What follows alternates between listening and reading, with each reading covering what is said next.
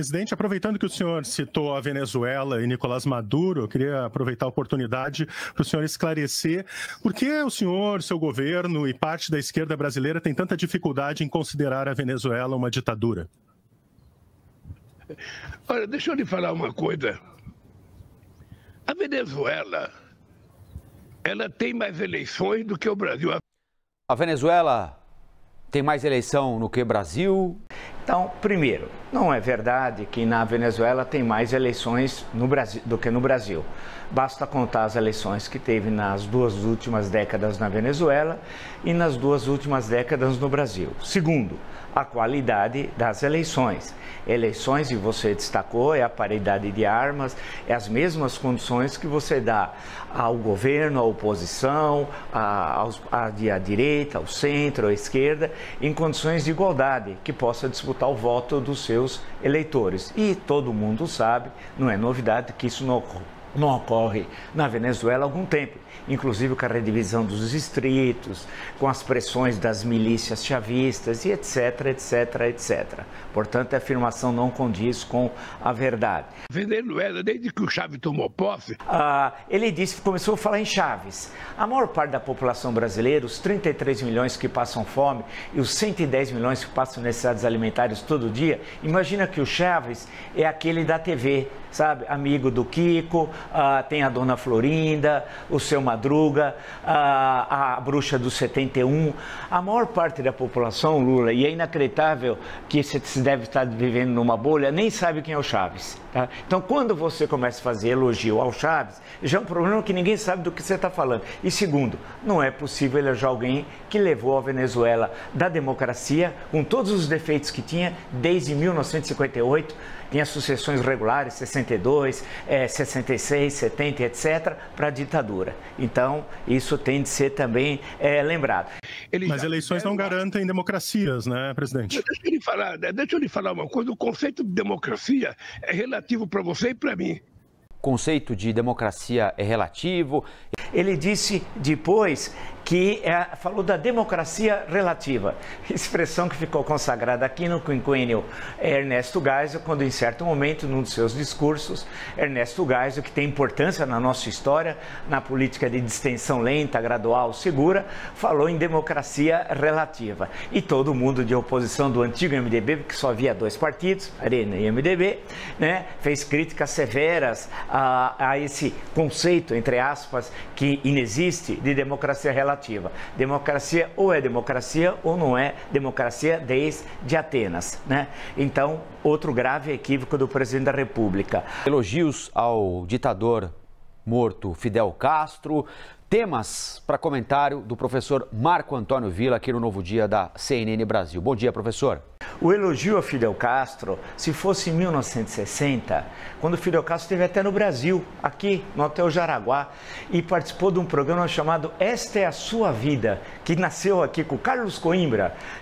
Toda essa história de contar a vida, você sabe que na televisão nada se cria, tudo se copia, já dizia o Chacrinha, né? Nasceu com o Carlos Coimbra, na TV Tupi. Ele fez Esta é a Sua Vida. Tem até no Hotel Jaraguá, no centro da cidade, uma foto do Fidel Castro lá em 60. Em 1960, quando Jânio Quadros, junto com Afonso Arinos, antes de tomar posse na presidência, visitou Cuba, era uma coisa, porque imaginava-se que a Revolução Cubana era uma revolução democrática, popular, contra uma ditadura de Fulgêncio Batista. 2 anos depois, viu-se que não era nada disso e ela caminhou para um regime comunista.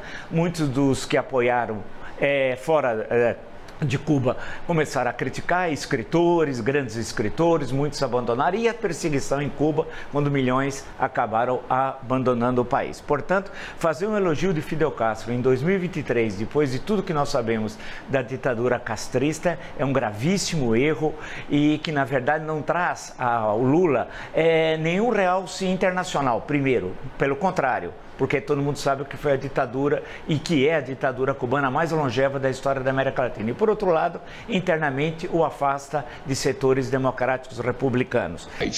Não somos vistos pela extrema-direita fascista, nem do Brasil e nem do mundo, como organizações democráticas. Eles nos tratam como se nós fôssemos terroristas. Ele nos acusa de comunistas, achando que nós ficamos ofendidos com isso. Nós ficaríamos ofendidos se nos chamasse de nazista, de neofascista, de terrorista, mas de comunista, de socialista, nunca. E por fim, para não ser muito longo, a relação que ele faz entre ser chamado de comunista e os outros de nazista é de um desconhecimento histórico muito grande, né? Essa contradição, comunismo, nazismo, que esteve presente na Alemanha pré-1933, antes do Hitler assumir o poder, foi que abriu o caminho para o nazismo, quando os comunistas chamavam a social-democracia de social-fascista. E isso abriu o caminho depois para que o Hitler tomasse o poder em final de janeiro de 33 e com tudo que aconteceu depois. Portanto, ele precisa entender as questões conceituais. O comunismo é uma coisa e a Europa Oriental, a União Soviética conheceu isso, o Vietnã, estou usando no passado, né? E no presente ainda a Coreia do Norte e Cuba e um outro aí que sobrou desse momento histórico do século XX. E socialismo, a social-democracia, é outra coisa que não tem nada a ver com comunismo. E a questão do nazifascismo é outra história. Portanto, foi de uma infelicidade muito grande, o que mostra, e por fim, desculpe a extensão do comentário, que é uma questão que tem que estar na minha cabeça, porque eu acompanho o Lula desde quando ele foi eleito presidente do sindicato em 75. Porque eu sou a minha família de São Bernardo do Campo. O conheci em 77. Ele tinha bigode, estive lá no sindicato conversando com ele, foi muito tempo.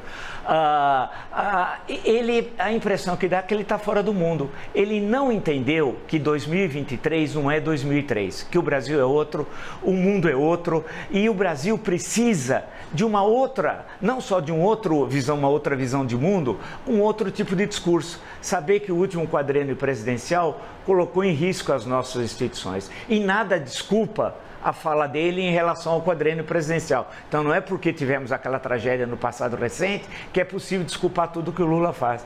Então foi um dia absolutamente infeliz em que ele fez um culto justamente ao oposto do que determina a Constituição. Ele fez um culto à democracia, à falta de liberdade, e quando nós lutamos tanto, e ele fez parte até do movimento Diretas Já, para eleger o presidente, para termos uma Assembleia Constituinte e uma Constituição. Pena que foi um dia muito ruim. Espero que daqui para frente ele não repita esses graves erros, porque certamente haverá consequências políticas, né, se ele continuar repetindo isso, tanto internamente como externamente. Professor, queria perguntar ao senhor o seguinte: durante a campanha eleitoral, o presidente Lula, claro, era uma campanha eleitoral, né? Ele despertou em possíveis aliados a percepção de que ele faria um governo diferente, um governo para restabelecer a normalidade do processo democrático aqui, e colocou as coisas nos seguintes termos: olha, quem está comigo está com a democracia, quem não está comigo está colocando em risco, em jogo, a democracia. Ele começa o mandato recebendo Nicolás Maduro aqui no Brasil, dando uma série de declarações. Não é a primeira vez que ele fala assim, né? Indo ao Foro de São Paulo, o que ele provavelmente em outro momento de outros mandatos teria evitado. Por que ele está executando o mandato de maneira tão diferente em relação àquilo que ele prometeu fazer? Que era pacificar o país, conversar com todo mundo, trazer todo mundo para restabelecer o processo democrático. Como restabelecer o processo democrático relativizando a ditadura da Venezuela? Professor, por que há essa contrariedade entre o dito e o feito? Não, é perfeito o que você colocou. Essa é uma das perguntas que fica aqui, que eu fico pensando para tentar, afinal, o objetivo da nossa carreira, eu fiquei tantos anos na universidade, era ter um problema, levantar hipóteses e buscar responder, ver se as hipóteses respondiam ao objeto de estudo. Você tem toda a razão. No primeiro governo e no segundo governo, ele não iria ao Foro de São Paulo. Não iria. Nós imaginávamos, quer dizer, a conjuntura, e ele deu esse recado no processo eleitoral do ano passado, que ele era civilização e o então presidente é a barbárie. Para lembrar uma passagem de um clássico da América Latina, Domingos Sarmiento, provavelmente o maior presidente da Argentina, ou um dos maiores presidentes da Argentina, porque eu sei que tem a figura do Perón, que tem todo um outro mito, mas Sarmiento é do século XIX. Um intelectual, né? Está lá enterrado no cemitério La Recoleta. Tem um livro dele justamente discutindo essa questão, né, da civilização barbárie na América Latina, que é o maior clássico do século XIX.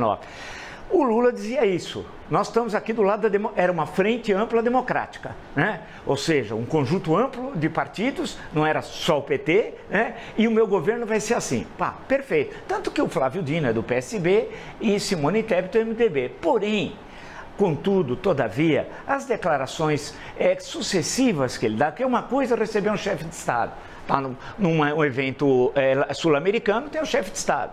Aí tudo bem, não tem jeito. Outra coisa é você ir numa reunião como essa e externar esse tipo de pensamento que joga água no moinho do extremismo, fortalece o antagonismo existente no Brasil e um antagonismo, Colombo, sem ideias. O que nós precisamos discutir são as questões econômicas e sociais do país. Essa é a grande discussão, é o grande debate que o Brasil precisa. Quando o Lula faz afirmações como essa, ele desvia do eixo da discussão e joga água no moinho do extremismo. Ou seja, nós voltamos até aquela história, comunismo, nazismo. Democracia, liberdade. O Lula é comunista. Vão pegar sua casa e dividir em várias partes. Cada quarto vai ficar com um. Aí vem toda aquela indústria de fake news. O Lula não tem, por fim, uma coisa que eu já falei aqui, falei para alguns amigos, inclusive essa semana. O filme Entre Atos, para mim, é revelador. É um documentário brilhante de João Moreira Salles, 2002, que acompanha a campanha de 2002, há 20 anos atrás. Se você olhar o entorno da liderança que está com Lula, nenhuma delas, sem exagero, o Colombo está hoje, 20 anos depois. Independente de se eles foram condenados ou não, estou tirando isso, eram pessoas que falavam à altura com ele. Na mesma altura dizia, Lula, isso aqui é bobagem que você está dizendo. Lula, não fale isso. Hoje não tem ninguém que diga isso, né? As pessoas, inclusive, incentivam falas como essa. E há outras questões que eu não quero hoje falar aqui, um dia nós poderemos até falar, de pessoas que estão muito próximas a ele, que a leitura que eu tenho de pessoas de Brasília, quarta-feira estive falando bastante sobre isso, que me dão informações absolutamente negativas de algumas pessoas que estão próximas, mas inferiores politicamente a ele, e que o influenciam de forma negativa. Se o Lula tem de cair na real, para falar uma linguagem popular, priorizar o Brasil, as grandes questões, retirar essa questão ideológica pobre, que essa discussão aí da Folha de São Paulo é de uma pobreza intelectual absoluta, e discutir as questões centrais do Brasil. O Brasil quer o Lula de 2003, presumo. O Brasil não quer o Lula de 2023.